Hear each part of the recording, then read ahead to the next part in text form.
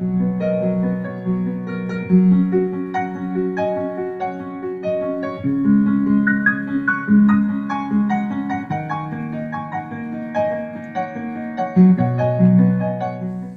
une question qui est assez compliquée. Bon, je pense que, vu que c'est ce matin qu'est sortie l'étude PISA, quand on a fait la conférence de presse sur Osmond 42, j'ai dit que la France, en termes d'accélérateur social par l'école, était avant-dernière.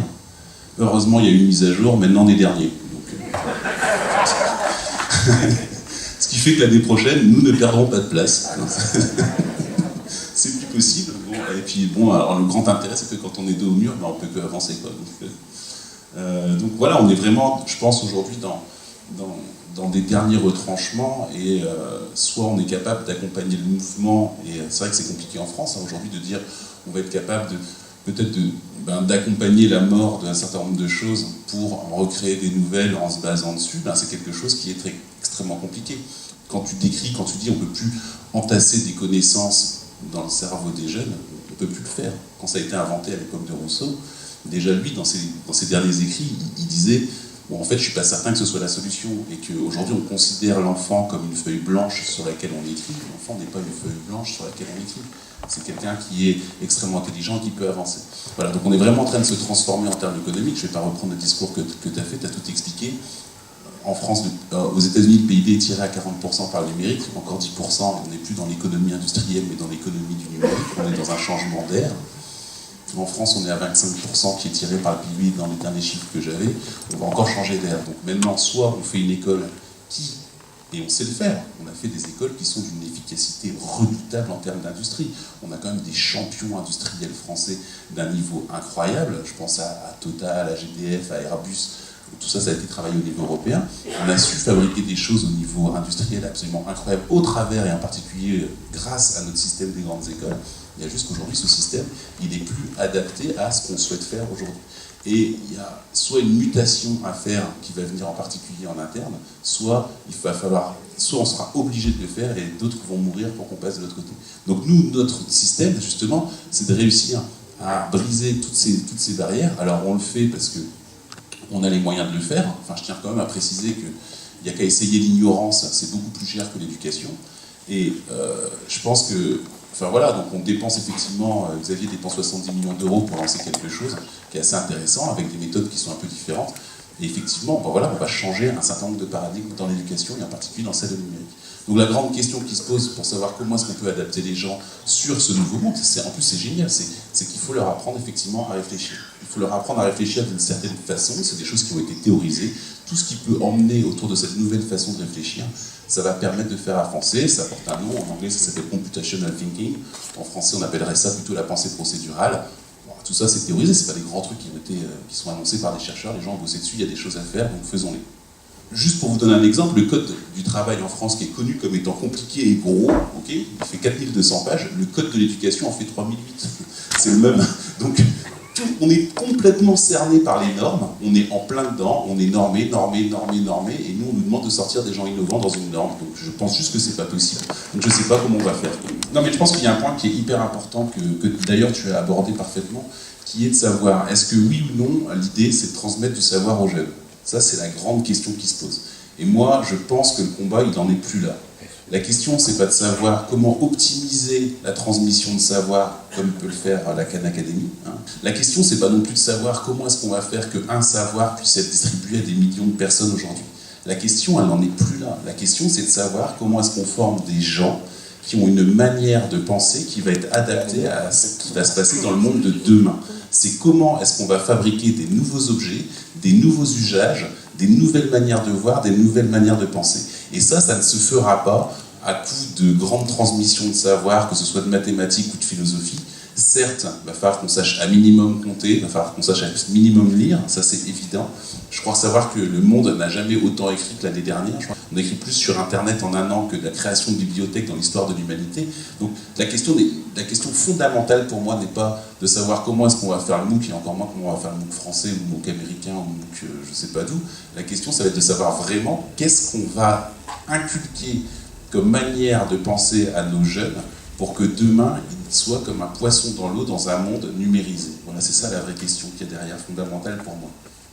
Il y a une chose que je voudrais préciser quand même, parce que quand Quam s'exprime, on se dit, bon, c'est un peu Summerhill 42, on pourrait penser ça, mais lorsque vous allez visiter 42 et lorsque vous rencontrez des étudiants qui sont à 42, vous vous rendez compte combien le niveau d'exigence est élevé. 42, d'abord, ça ressemble, quand vous y allez, c'est assez impressionnant parce que vous avez des pièces, il y a combien d'ordinateurs par pièce ?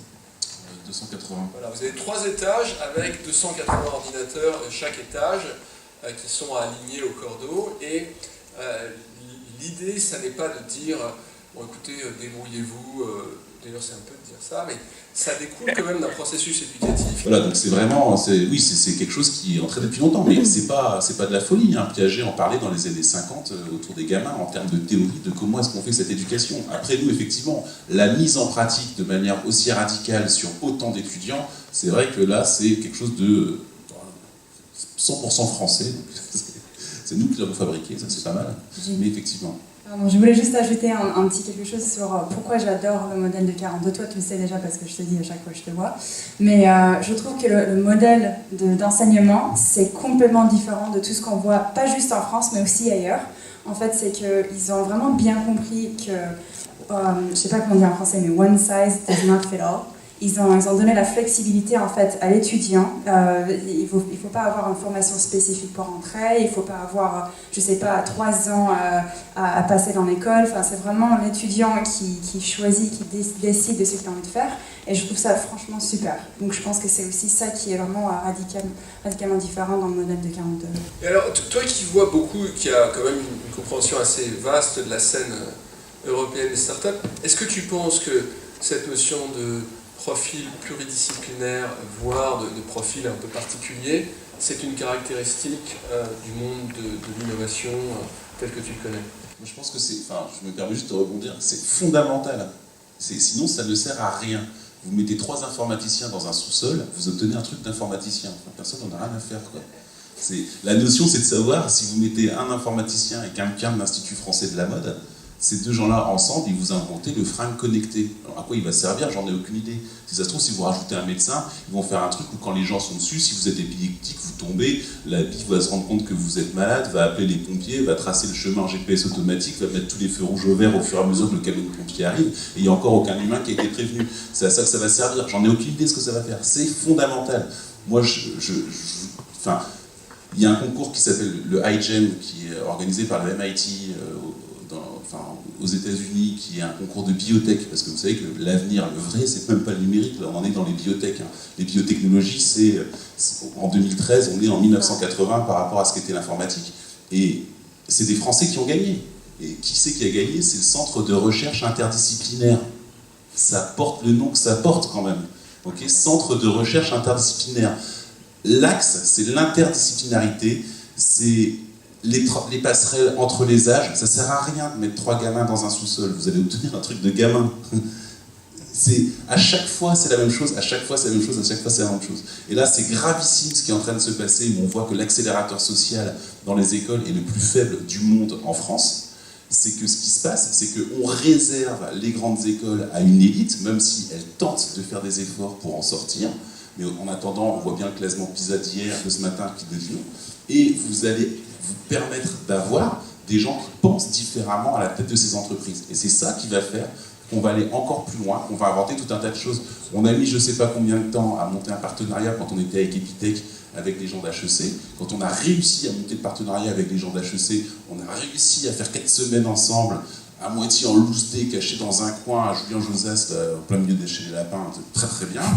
Et au final, on sort de ça, vous avez 2 jeunes qui se rencontrent, qui partent aux États-Unis, qui montent une petite start-up, ils vont au concours des start-up de Stanford, ils gagnent le concours des start-up de Stanford. Alors on me demande comment est-ce qu'on fait pour faire des gens innovants, mais c'est hyper simple, interdisciplinarité. Mettez les gens ensemble, de différentes filières, de différents endroits. Arrêtons de dire que si tu es ingénieur, tu dois faire ça, ça, ça, ça et ça, et tu n'as surtout pas le droit d'aller voir tes voisins, surtout pas le droit. Alors, tes voisins de Centrale, je dis pas, ou tes voisins de Supélec, mais alors, l'Institut français de la mode, sûrement pas, les écoles d'art des sacs Penningen, sûrement pas, les Gobelins, à la rigueur, parce que là, c'est quand même connu internationalement, donc tu peux peut-être faire 2 projets ethniques qui rapporteront 2 crédits, 1 quart. Non, il faut mettre les gens ensemble, et ces gamins-là vont évoluer. En plus de ça, on sait que statistiquement, plus on est jeune, plus on est innovant. Je vous passe les détails des études. Donc, soyons des gens innovants, jeunes, qui travaillent ensemble, et ils vont fabriquer des trucs. Voilà, c'est simple.